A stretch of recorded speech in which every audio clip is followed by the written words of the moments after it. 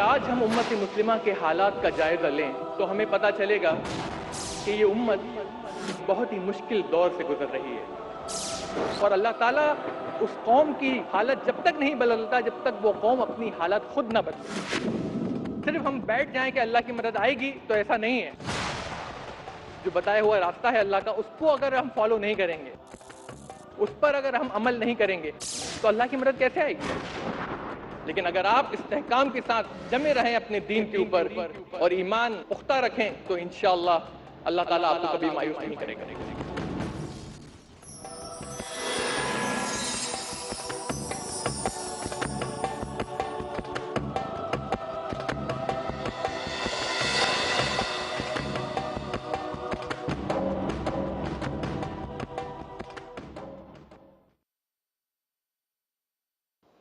اب ہم باقاعدہ اپنے اس نشست کا آغاز کرتے ہیں۔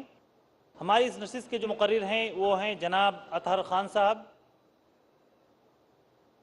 اطہر خان صاحب کا تعارف میں مختصر آپ کے سامنے رکھ دوں۔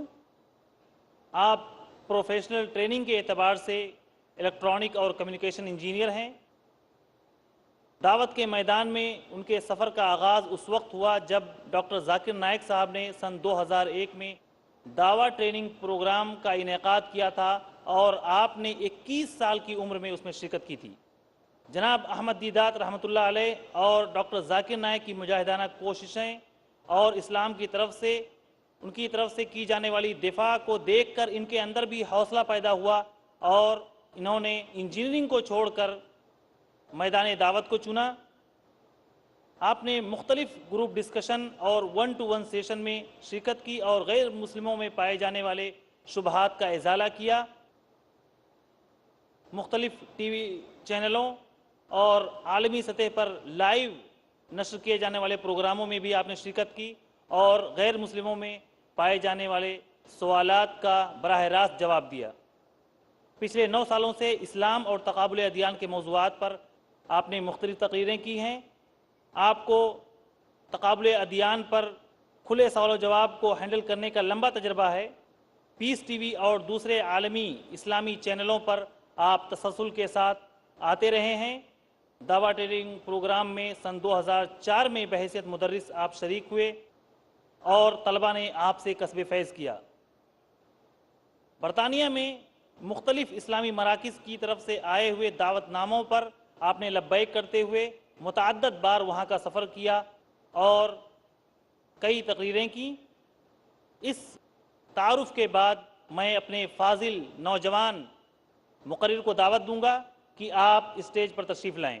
جناب اطہر خان صاحب۔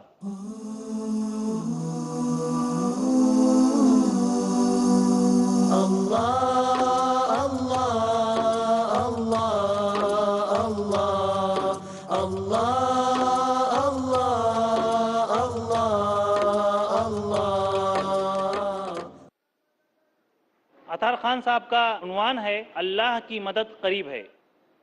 خواتین و حضرات، انسان اپنے موجودہ صورتحال کو دیکھ کر کبھی کبھی مایوسی کا شکار ہو جاتا ہے اور اسے لگنے لگتا ہے کہ شاید اب اس سے نکلنے کا کوئی راستہ نہیں بچا، اور وہ لامتناہی اندیشوں اور الجھنوں میں مبتلا ہو جاتا ہے۔ بعض دفعہ ایسا ہوتا ہے کہ انہی الجھنوں میں پڑ کر وہ کچھ ایسے قدم اٹھاتا ہے کہ اس سے اس کی الجھنیں اور زیادہ بڑھ جاتی ہیں۔ لیکن ایک مومن کا شیوا، ایک مسلم کا شیوا اس سے مختلف ہوتا ہے۔ مایوسی مسلم کی پہچان نہیں ہے، مایوسی ایک مسلم کا شعار نہیں ہے۔ وہ ہر حال میں امید کے ساتھ جیتا ہے اور مایوسی کو اپنے قریب بھی پھٹکنے نہیں دیتا، کیونکہ آفتاب چھپ گیا تو کیا، صبح نو ضرور آئے گی، شرط ہے یہی کہ وقت کا تھوڑا انتظار کیجیے۔ میں اب اپنے مقرر جناب اطہر خان سے التماس کرتا ہوں کہ آپ اپنے موضوع اللہ کی مدد قریب ہے اس پر روشنی ڈالیں۔ الحمدللہ والصلاة والسلام علی رسول اللہ وعلی آلہ وصحبہ اجمعین، اما بعد۔ اعوذ باللہ من الشیطان الرجیم، بسم اللہ الرحمن الرحیم۔ ام حسبتم ان تدخلوا الجنة ولما یاتکم مثل الذین خلو من قبلکم मस्सतहुमुल बअसाउ वद्दर्राउ वज़ुल्ज़िलू हत्ता यक़ूल रसूलु वल्लज़ीना आमनू मअहु मता नस्रुल्लाह अला इन्ना नस्रल्लाहि क़रीब। बिस्मिल्लाहिर्रहमानिर्रहीम। रब्बि इश्रह ली सदरी व यस्सिर ली अमरी वहलुल उक़दतम मिन लिसानी यफ़क़हू क़ौली। मोहतरम सदर साहब, मोहतरम बुज़ुर्गों और मेरे अज़ीज़ भाइयों और बहनों, मैं आप सबका इस्लामी तरीक़े से खैर मक़दम करता हूँ। अस्सलामु अलैकुम व रहमतुल्लाहि व बरकातुहू। अल्लाह ताला की तरफ से अमन, सलामती और रहमत आप सब पर हो। आज की तकरीर का उन्वान है अल्लाह की मदद करीब है। अगर आज हम उम्मत मुस्लिमा के हालात का जायज़ा लें तो हमें पता चलेगा कि ये उम्मत एक बहुत ही मुश्किल दौर से गुजर रही है। चाहे वो अरब और इसराइल के बीच का तनाव हो, या फिर अफ़गानिस्तान और इराक़ पर हमला हो, चाहे बोस्निया और लेबनान में मुसलमानों का कत्लेआम हो, या फिर मीडिया का इस्लाम और मुसलमान के ख़िलाफ़ सख्त रवैया हो। आज फ्रांस में ईसाई और यहूद औरतें जैसा चाहे लिबास पहन सकती हैं, लेकिन एक मुसलमान औरत फ्रांस के अंदर हिजाब नहीं कर सकती। आज हम देखते हैं कि कुरान मजीद के ख़िलाफ़ साजिश की जा रही है। फ्लोरिडा में उसको जलाने की साजिश की गई। तो ये सारे हालात जो हैं वो हमें इशारा कर रहे हैं कि मुसलमान उम्मत का क्या हाल है दुनिया में।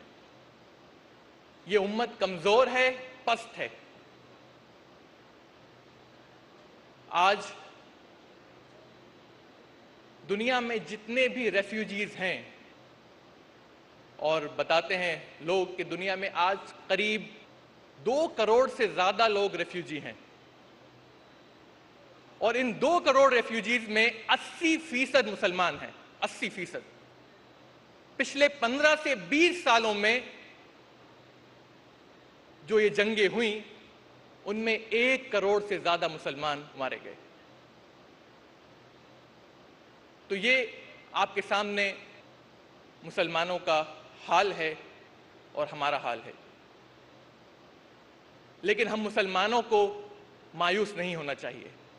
हमें अल्लाह की रहमत से नाउम्मीद नहीं होना चाहिए, क्योंकि हमसे पहले नबी करीम सल्लल्लाहु अलैहि वसल्लम, सहाबा इकराम और उनके साथ और उनसे पहले जो नेक और साले लोग थे, उन पर इससे ज़्यादा मुश्किलें आईं, इससे ज़्यादा परेशानियां आईं, लेकिन उसके बावजूद वो लोग हक़ पर मजबूती के साथ, इस्तेहकाम के साथ जमे रहे और अल्लाह की रहमत से मायूस नहीं हुए और नाउम्मीद नहीं हुए, और अल्लाह की राह में जिद्दोजहद करते रहे जब तक कि अल्लाह की मदद उन तक पहुंच ना गई। मैंने अपनी तकरीर की शुरू में एक आयत पढ़ी थी जिसमें अल्लाह ताला फरमाता है, सूरह बकरा सूरह नंबर 2 आयत नंबर 214 में, अम हसिबतुम अन तदखुलुल जन्नत वलम्मा यातिकुम मसलुल लज़ीना खलौ मिन क़ब्लिकुम, क्या तुम्हें यह गुमान हो गया है कि तुम यूं ही जन्नत में दाखिल हो जाओगे, हालांकि अब तक तुम पर वो हालात नहीं आए हैं जो पिछली कौमों पर आ चुके हैं। अल्लाह ताला यहां पर सवाल कर रहा है, क्या तुम मुसलमानों को यह गुमान हो गया है कि तुम यूं ही जन्नत में दाखिल हो जाओगे, हालांकि अब तक तुम पर वो परेशानियां, वो मुसीबतें नहीं आई हैं जो पिछली कौमों पर आ चुकी हैं। मस्सतहुमुल बअसाउ वद्दर्राउ वज़ुल्ज़िलू, उन पर मुसीबतें आईं, उन पर परेशानियां आईं, अजियतें पहुंचाई गईं, और उनको इस कदर झंझोड़ कर रख दिया गया कि उस वक्त का रसूल और उसके साथ वाले चिल्ला उठे, चीख उठे, पुकार उठे, मता नस्रुल्लाह, कि अल्लाह की मदद कब आएगी। और फिर उन लोगों को तसल्ली दी गई अल्लाह की तरफ से, अला इन्ना नस्रुल्लाह करीब, कि अल्लाह की मदद जो है वो करीब है। इस आयत का अगर हम शान नुज़ूल देखेंगे तो हमें पता चलेगा कि जब कुफ़ार मुशरिकीन जब मुसलमानों को अजियतें पहुंचा रहे थे, उनको परेशान कर रहे थे, उनको तकलीफें दे रहे थे, तब ये आयत अल्लाह ताला ने मुसलमानों के लिए उतारी, उनको तसल्ली देने के लिए। और जब बाज़ मुसलमान अल्लाह के रसूल के पास पहुंचे یہ شکایت لے کر کہ کفار ہم پر ظلم کر رہے ہیں، ہم کو اذیتیں پہنچا رہے ہیں، تو اللہ کے رسول نے جواب دیا. انہوں نے کہا کہ تم سے پہلے کی جو قومیں تھیں ان کو آدھا زمین میں گاڑ کر ان کو آری سے چیرا گیا اور ان کے گوشت کو نوچا گیا کنگھوں سے، لیکن اس کے باوجود یہ ظلم ان کو ان کے دین سے نہیں پھیر سکا. پھر اللہ کے رسول نے فرمایا اللہ کی قسم اللہ تعالیٰ اپنے دین کو غالب کر کے رہے گا، یہاں تک کہ ایک سوار صنعاء سے حضرت موت تک تنہا سفر کرے گا اور اس کو اللہ کے سوا کسی اور کا ڈر نہیں رہے گا. اور پھر اللہ کے رسول نے کہا لیکن تم لوگ جلدی کر رہے ہو، تم لوگ جلدی کر رہے ہو. تو اللہ کے رسول نے ہمیں تسلی دی یہاں پر اور بشارت دی کہ مسلمانوں کی حکومت کہاں سے کہاں تک رہے گی، اور وہاں سے جو سوار نکلے گا وہ صنعاء سے لے کر حضرت موت تک سفر کرے گا، اور اس کو کسی کا خوف نہیں رہے گا، کسی کا ڈر نہیں رہے گا سوائے اللہ تعالیٰ کے. اور پھر اللہ کے رسول نے کہا کہ تم لوگ جو ہے وہ جلدی مچا رہے ہو، جلدی کر رہے ہو، تھوڑا صبر کرو، استحکام سے کام لو، ثابت قدم رہو اور یاد رکھو کہ اللہ کی مدد قریب ہے.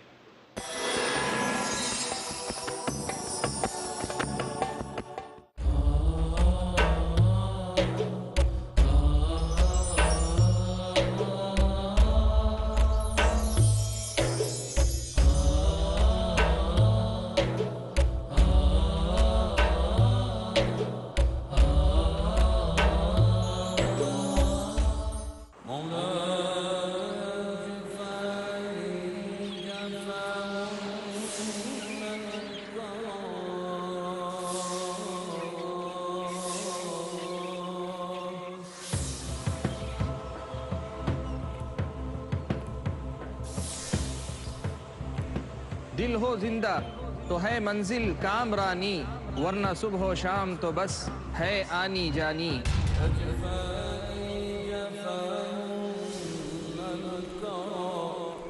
دل بیدار ہے مطلوب ربانی، یہی پیغام نبی کا، یہی تعلیم قرآنی.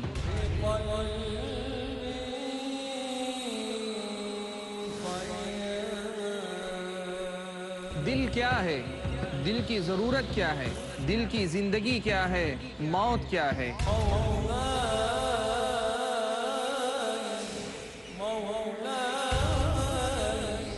یہ سب جاننے کے لیے دیکھیے میرے ساتھ ایک نیا سلسلہ دل کی دنیا، صرف پیس ٹی وی اردو پر.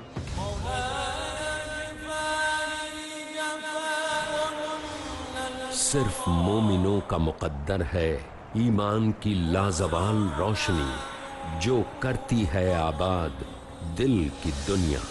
ہر منگل رات 7:30 بجے اور دوبارہ صبح 10:30 بجے انڈیا میں پیس ٹی وی اردو پر.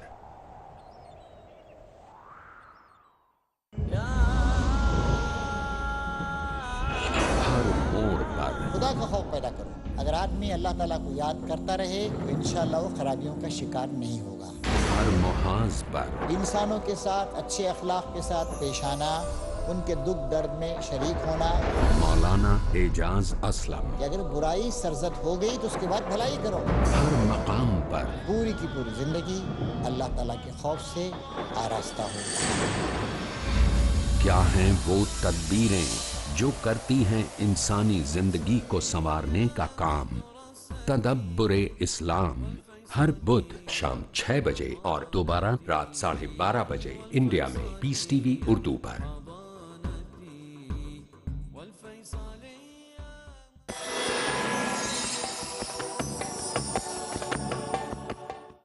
آج ہم دیکھتے ہیں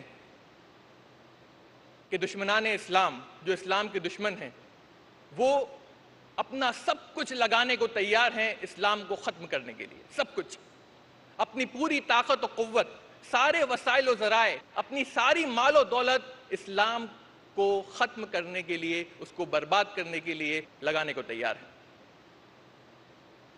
اور یہ بات عام ہے اور وہ لوگ خرچ کر رہے ہیں.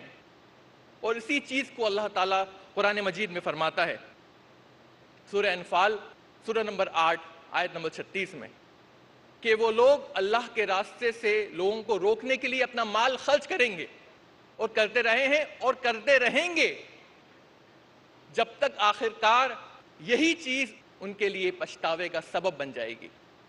یہ لوگ اللہ کی راہ سے روکنے کے لیے اپنا مال خرچ کرتے رہے ہیں اور کرتے رہیں گے اور آخرکار یہی چیز ان کے لیے پچھتاوے کا سبب بن جائے گی اور پھر وہ مغلوب ہو جائیں گے۔ تو یہ دشمنان اسلام کو ختم کرنے کے لیے اپنا مال خرچ کر رہے ہیں۔ اللہ تعالیٰ اس کو کہہ رہا ہے قرآن کے اندر کہ وہ لوگ اپنا مال خرچ کریں گے اور کرتے رہیں گے اور پھر یہی چیز ان کے لیے پچھتاوے کا سبب بن جائے گی اور پھر وہ مغلوب ہو جائیں گے۔ تو جب ہم دیکھ رہے ہیں کہ یہ لوگ اپنا مال خرچ کر رہے ہیں تو ہمیں اس قرآن کی آیت کو مد نظر رکھتے ہوئے خوش ہونا چاہیے کہ یہ لوگ جو اللہ تعالیٰ نے بشارت دی ہے اس آیت کے اندر کہ اس کے بعد یہ لوگ پچھتائیں گے اور پھر مغلوب ہو جائیں گے۔ اور آپ دیکھیں کہ عراق اور افغانستان کی جو جنگ ہے، جو حملہ ہوا اس کے اوپر، وہ جنگ ان کو آج ویتنام اور کوریا کی جنگ سے زیادہ مہنگی ثابت ہو رہی ہے۔ کوریا کی جنگ میں ان لوگوں نے $200 بلین خرچ کیے، $200 بلین۔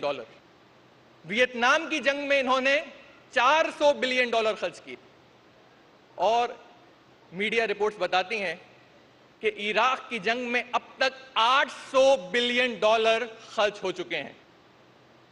$800 بلین خرچ ہو چکے ہیں اور ابھی بھی خرچ ہو رہے ہیں۔ تو اس سے یہ صاف پتہ چلتا ہے کہ ان کی اکانومی کی ٹھپ ہونے کی ایک وجہ یہ بھی ہے، اور اب وہ پچھتا بھی رہے ہیں، کیونکہ یہ جنگ ان کے اوپر زبردستی لادی نہیں گئی تھی یا تھوپی نہیں گئی تھی، بلکہ یہ جنگ کرنا یہ ان کا خود کا فیصلہ تھا۔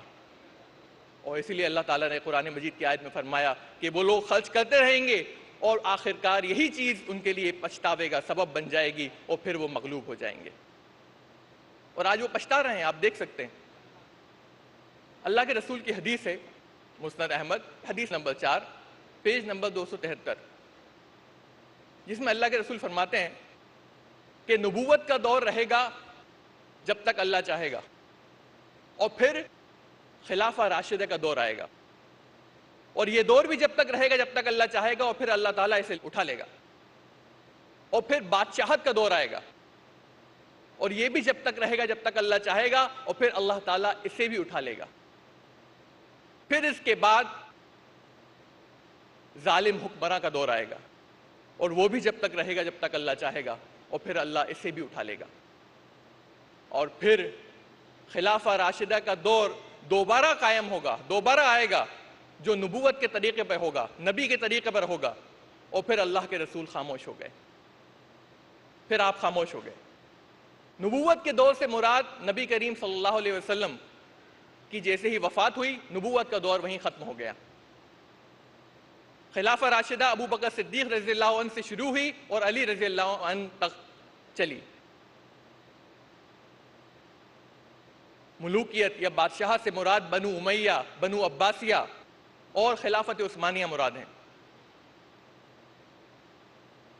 اور ظالم حکمراں کا دور جو ہے وہ آج کا دور ہے جو ہم پر مسلط کر دیے گئے ہیں، اور اس کے بعد اللہ کے رسول نے کہا کہ خلافہ راشدہ دوبارہ لوٹے گی، دوبارہ آئے گی اللہ کے رسول صلی اللہ علیہ وسلم کے طریقے پر، اور پھر آپ صلی اللہ علیہ وسلم خاموش ہو گئے۔ ہم مسلمان کہتے ہیں اور اکثر یہ کمپلین کرتے ہیں، یہ شکایت کرتے ہیں کہ ہمارے ہاتھ میں کچھ نہیں ہے۔ آج سارے وسائل و ذرائع جو ہیں وہ غیر مسلمین کے ہاتھ میں ہیں، وہ دشمنان اسلام کے ہاتھ میں ہیں۔ ان کے پاس سب سے مشہور اخبار ہے، ان کے پاس میڈیا ہے، ہم کیسے ان کی برابری کر سکتے ہیں، ہم کیسے ان کا مقابلہ کر سکتے ہیں؟ تو یہ ایٹیٹیوڈ اب مسلمانوں کا ہو گیا ہے۔ تو اس لیے بہتر ہے کہ ہم ان کے ساتھ لڑیں نہیں یا کچھ کریں نہیں ان کے ساتھ، اور ان کے ہی ماتحت میں رہیں اور کچھ نہ کریں۔ اور ہم اپنے دور سے ہمیں اکثر شکایت رہتی ہے، یہ دور جس دور میں ہم رہ رہے ہیں اس دور سے ہم شکایت کرتے ہیں کہ کاش ہم صحابہ کرام کے دور میں ہوتے، کاش ہم اس دور میں ہوتے جب اسلام عروج پر تھا۔ یہ اکثر مسلمانوں کا ایٹیٹیوڈ رہتا ہے۔ ہمیں اپنے دور سے، اپنے وقت سے شکایت نہیں کرنا چاہیے۔ اس کے لیے میں آپ کے سامنے دو وجوہات پیش کروں گا۔ نمبر ایک دفعہ سلمان فارسی رضی اللہ عنہ کو ایک شخص بڑی حسرت بری نگاہ سے دیکھ رہا تھا، بڑی حسرت بری نگاہ سے۔ تو سلمان فارسی نے کہا کہ آپ مجھے اس طرح کیوں دیکھ رہے ہیں؟ تو اس شخص نے جواب دیا کہ سلمان، تم کتنے خوش قسمت ہو، کتنے خوش نصیب ہو کہ تمہاری آنکھوں نے رسول صلی اللہ علیہ وسلم کو دیکھا ہے، کاش میں تمہاری جگہ ہوتا۔ تو سلمان فارسی رضی اللہ عنہ نے جواب دیا کہ تم اس چیز کی خواہش کیوں کرتے ہو جسے اللہ تعالیٰ نے تمہارے مقدر میں نہیں لکھا؟ اس چیز کی خواہش تم کیوں کرتے ہو جسے اللہ تعالیٰ نے تمہارے مقدر میں نہیں لکھا؟ نبی کریم صلی اللہ علیہ وسلم کے دور میں ایسے لوگ بھی تھے جنہوں نے نبی کریم صلی اللہ علیہ وسلم کو اپنی آنکھوں سے دیکھا لیکن ان پر ایمان نہیں لائے، ان کی اتباع نہیں کی۔ تمہیں کیسے معلوم کہ تم ان میں سے ایک نہ ہوتے؟ لیکن آج تمہارے سامنے نبی کریم صلی اللہ علیہ وسلم کی تعلیمات ہیں، اگر تم ان پر عمل کرو تو، اگر تم ان تعلیمات پر چلو تو، اس راستے پر چلو تو آپ دیکھیے کہ یہ صحابی کا جواب، جو شخص تھا وہ اپنے دور سے اس کو شکایت تھی کہ کاش میں اس دور میں ہوتا تو میں نبی کریم صلی اللہ علیہ وسلم کو دیکھ سکتا، لیکن سلمان فارسی رضی اللہ عنہ نے کہا کہ یہ خواہش مت کرو، تم اس چیز کی خواہش کیوں کرتے ہو جسے اللہ تعالیٰ نے تمہارے مقدر میں نہیں لکھا؟ اور اس دور میں نبی کریم صلی اللہ علیہ وسلم کو اپنی آنکھوں سے دیکھنے والے کئی لوگ تھے، ابو لہب بھی تھا، ابو جہل بھی تھا، یہ سارے لوگ موجود تھے، لیکن وہ لوگ نبی کریم صلی اللہ علیہ وسلم کے اوپر ایمان نہیں لائے، ان کی اتباع نہیں کی، تو تمہیں کیسے معلوم کہ تم ان میں سے ایک نہ ہوتے؟ دوسری وجہ کہ کیوں ہمیں اپنے دور سے شکایت نہیں کرنا چاہیے۔ جتنا مشکل دور ہوگا اتنا ہی اجر جو ہوگا وہ زیادہ ہوگا۔ صحابہ کرام رضی اللہ عنہم جو تھے ان کا مرتبہ کیوں سب سے زیادہ تھا؟ کیوں سب سے زیادہ تھا؟ سب سے زیادہ مرتبہ صحابہ کرام کا تھا، پھر اس کے بعد تابعین کا تھا، اور پھر تبع تابعین کا تھا۔ تو کیوں صحابہ رضی اللہ عنہم کا جو مرتبہ تھا وہ سب سے اونچا تھا، سب سے بڑا تھا؟ کیا وجہ تھی؟ کیونکہ صحابہ کرام نے اسلام کی بنیاد رکھی، اس دور میں رکھی جب اسلام کا وجود کہیں بھی نہیں تھا۔ انہوں نے صفر سے اسلام کی جو عمارت تھی اس کی تعمیر کی، صفر سے۔ باقی اس کے بعد جو لوگ آئے انہوں نے اسی عمارت کے اندر کچھ جو چیز خراب ہو گئی تھی اس کی مرمت کری ادھر ادھر، لیکن اس کی بنیاد تو آلریڈی تھی۔ تو جو لوگ بعد میں آئے انہوں نے صرف ان کو عمارت آلریڈی ملی، پہلے سے تھی وہاں پر، جو صحابہ کرام رضی اللہ عنہم نے رکھی تھی۔ اور صحابہ کرام کے اوپر مصیبتیں بھی زیادہ آئیں، کیونکہ سارے لوگ ان کے اعتراف میں تھے وہ ان کے دشمن تھے، ان پر ظلم و زیادتی کر رہے تھے، بہت زیادہ مصیبتیں آئیں۔ تو اسی لیے صحابہ کرام کا جو مرتبہ ہے وہ سب سے زیادہ ہے۔ لیکن ایک بات میں آپ کے سامنے رکھ دوں کہ صحابہ کرام رضی اللہ عنہم جو تھے انہوں نے اسلام کی جب بنیاد رکھی تو انہوں نے کچھ چیزوں پر ایمفسائز کیا، زور دیا۔ اس کے بعد تبع تابعین جب آئے تو انہوں نے کچھ چیزوں پر زور دیا، تبع تابعین جب آئے تو انہوں نے کچھ چیزوں پر زور دیا۔ تو ضروری نہیں کہ جن چیزوں پر تابعین نے زور دیا تبع تابعین نے بھی ان چیزوں پر زور دیا، یہ ضروری نہیں، کیونکہ ہر دور کی ضروریات الگ الگ ہیں، ہر دور کی۔ تابعین کی دور کی ضروریات الگ تھیں، تبع تابعین کے دور کی ضروریات الگ تھیں۔ مثال کے طور پر امام بخاری رحمۃ اللہ علیہ اگر 100 سال بعد آتے اور وہی کام کرتے جو انہوں نے کیا تو شاید ان کا مرتبہ، ان کا سٹیٹس جو آج ہمارے درمیان ہے، ہمارے بیچ ہے، شاید ویسا نہ ہوتا۔ مثال کے طور پر امام شافعی اگر وہ 100 سال بعد آتے اور وہی کام کرتے جو انہوں نے کیا تو شاید ان کا جو مقام آج ہمارے بیچ ہے وہ شاید ویسا نہ ہوتا۔ اسی لیے ہمیں پتہ چلتا ہے تاریخ سے کہ جو فقہ کے چاروں امام تھے وہ ایک صدی میں گزرے، اور حدیث کے جو 6 امام تھے وہ بھی 1 صدی میں تھے. تو اسی لیے ہمارے لیے یہ بہت ضروری ہے کہ ہم یہ جانیں کہ ہمارے زمانے کی ضرورت کیا ہے، ہمارے زمانے میں ہمیں کن چیزوں پر زور دینا چاہیے، کیونکہ ہر زمانے کی ضرورت، ہر وقت کی، ہر دور کی جو ضرورت ہے وہ الگ الگ ہوتی ہے. جیسا کہ میں نے کہا کہ جتنی پریشانیاں زیادہ ہوں گی، مصیبتیں زیادہ آئیں گی، جتنا مشکل دور ہوگا، اجر بھی اتنا زیادہ ہوگا. اسی لیے صحابہ کرام کا جو اجر تھا وہ بہت زیادہ تھا. تو اگر ہمارا دور مشکل ہے، ہمارا دور اگر مصیبتوں والا ہے، پریشانیوں والا ہے، دشواریوں والا ہے، تو ہمیں اس سے شکایت نہیں کرنا چاہیے، کیونکہ اگر ہم اپنے اسلام پر، اپنے دین پر استحکام کے ساتھ جمے رہیں گے تو انشاءاللہ اجر بھی اتنا ہوگا.